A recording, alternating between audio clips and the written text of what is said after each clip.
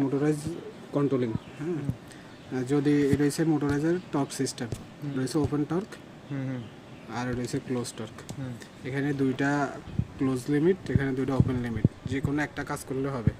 একটা হচ্ছে ওভার সেফটির জন্য আর কি, ঠিক আছে।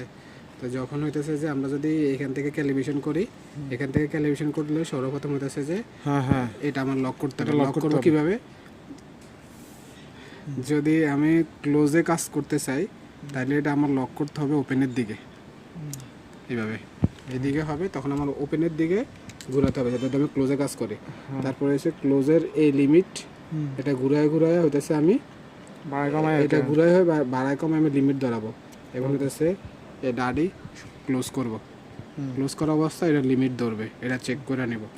কিন্তু এটা লক করা অবস্থায়, এই যে এটা লক করা অবস্থায় এটা ঘুরানো যাবে না। এটা হইতেছে তাহলে